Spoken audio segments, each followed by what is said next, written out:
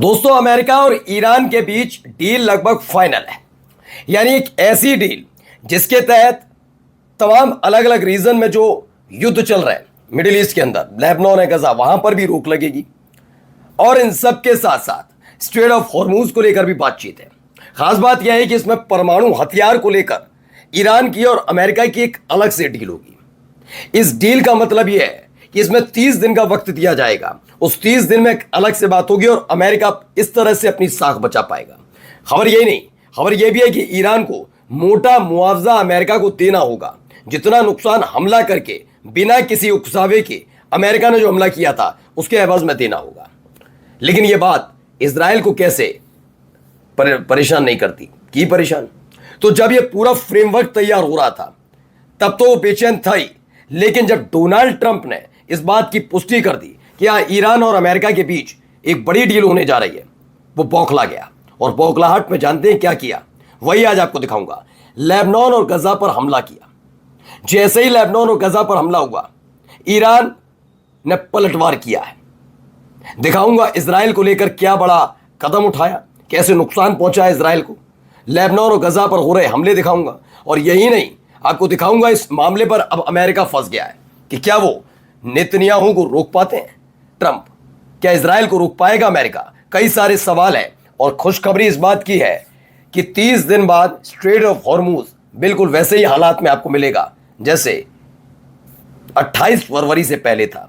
यानी टोल नहीं लगेगा, बिल्कुल उसी स्टाइल में, लेकिन ईरान के कंट्रोल में रहेगा। और इसका ऐलान किसी और ने नहीं, ईरान ने किया है। नमस्कार, मैं हूं प्राजपल गौतम और आप देख रहे हैं न्यूज सर्किल।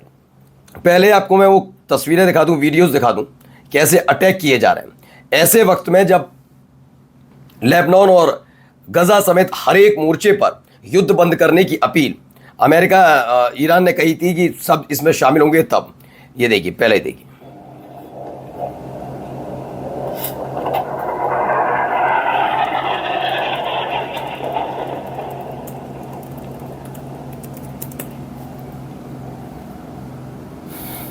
देख रहे हैं बेतहाशा उठता हुआ धुआं,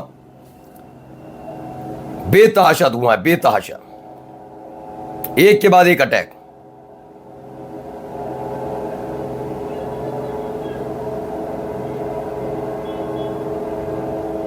ये देखिए हालात, देखिए।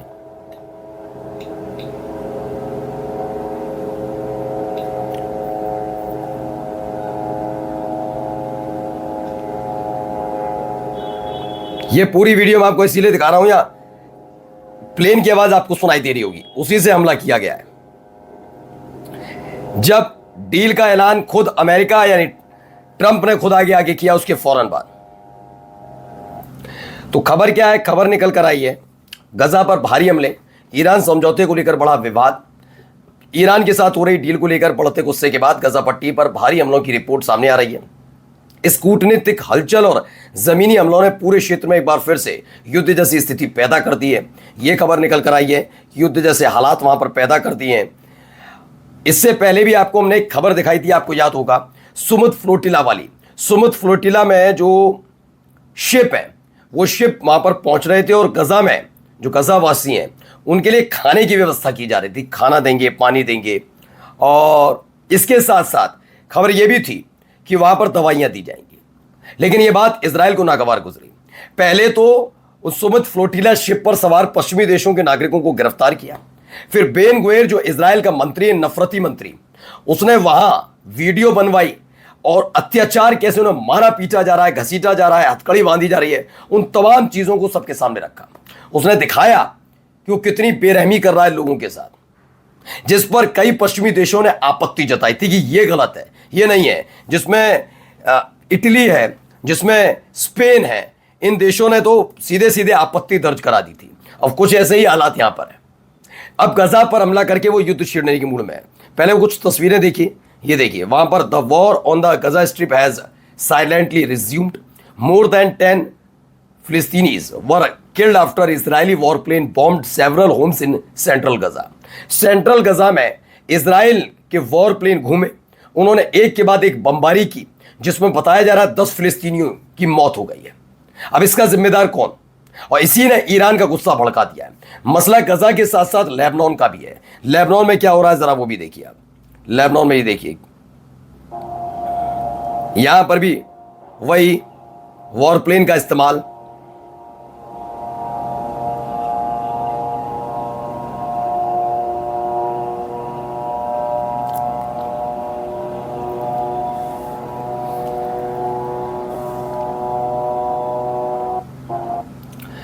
तो ये देखिए, ये लगातार उठता हुआ धुआं और इन सब के बीच ये सारी चीजें।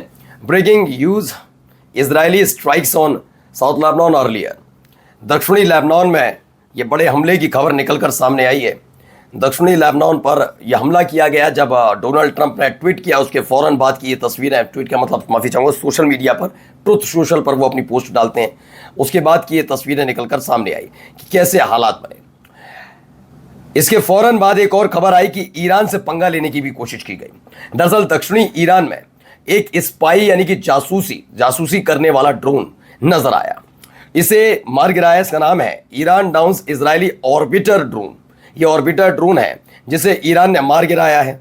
ये खबर है कि ईरानी के दक्षिणी इलाके में घूम रहा था, हॉर्मुज़गन है वहां पर। देखिए, ईरान की फास्ट न्यूज एजेंसी ने बताया है कि उन्होंने एक ऑर्बिटर यूएई मिला है जो हॉर्मुज़गन प्रोविजन में यानी प्रांत में दक्षिणी ईरान में घूम रहा था, जिसे मार गिराया, ईरान ने मार गिराया है। According to the report, the hostile drone was identified and shot down by air defence system recently. Air defence system पहले से एक्टिवेट है, यार कोई जानता वहाँ एयर डिफेंस सिस्टम एक्टिवेट है, और इसी वजह से वहाँ आप अमूमन देखेंगे कि चूंकि युद्ध का लग भी रहा था कि कभी भी युद्ध छिड़ सकता है और तमाम चीज़ें, इसीलिए इसे बंद नहीं किया गया।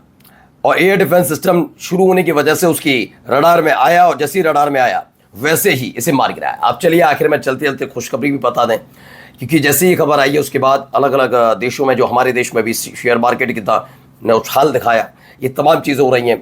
अमेरिका में भी देखने को मिल रहा है। खबर क्या है? Semi official Tasnim news agency के मुताबिक ईरान का कहना है कि हॉर्मुज स्ट्रेट से गुजरने वाले जहाज़ों की संख्या 30 दिनों के अंदर युद्ध के पहले के लेवल पर आ जाएगी। वैसी ही स्थिति बन जाएगी जितने जहाज पहले गुजरते थे बिना रोक टोक के। हाँ, लेकिन इजाज़त एक तरीके से ईरान से लेनी पड़ेगी, लेकिन 30 दिनों के अंदर वैसी हो जाएगी। यानी जून खत्म होते होते हालात नॉर्मल होने जा रहे हैं। ये हालात ऐसे वक्त में नॉर्मल जब 28 फरवरी के बाद 1 या 2 मार्च के बाद से स्ट्रेट ऑफ हॉर्मुज को अपना गढ़ बना लिया था ईरान ने। पहले से तो था उसके कंट्रोल में, लेकिन उसके बाद उसने पूरी तरीके से उसे अपना गढ़ बनाया, और इसी स्ट्रेट ऑफ हॉर्मुज के नाम पर लगातार एक देश, दूसरे देश, तीसरे देश, हर देश को भड़काने की कोशिश अमेरिका कर रहा था। लेकिन फिलहाल दुनिया ने भी सब्र रखा। दुनिया ने यह भी समझा कि हाँ, फर्क तो पड़ा है, और यही एक वजह है जिसकी वजह से आखिरकार ईरान की शर्तों के सामने ट्रंप और अमेरिका को झुकना पड़ा। नमस्कार।